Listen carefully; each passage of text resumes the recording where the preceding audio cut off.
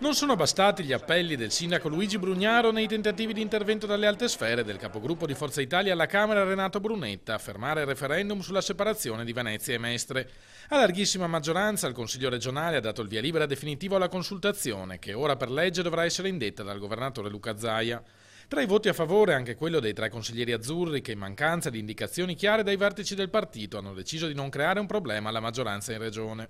E ringrazio coloro che la Lega in primis, i 5 Stelle ma anche i Fratelli d'Italia che dichiaratamente hanno detto noi vogliamo che i cittadini si esprimano con questo referendum per i comuni di Venezia e Mestre.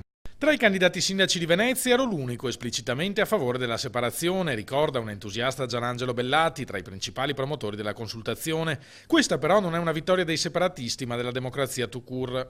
Credo che questo esercizio di democrazia dopo 15 anni dall'ultimo referendum del 2003 sia assolutamente da fare, quindi perché dire di no alla volontà di molti cittadini di esprimere il loro voto democratico? Questo è il vero problema. Un esito favorevole alla separazione della città sarebbe un disastro, commenta invece Brugnaro, che spera ancora di fermare il referendum a suon di ricorsi. I danni sarebbero semplicemente incalcolabili, a partire da una possibile chiusura del casinò. Sarebbe una follia. Se sarò costretto farò campagna elettorale per l'Unione e chiederò di esprimersi a tutte le forze politiche.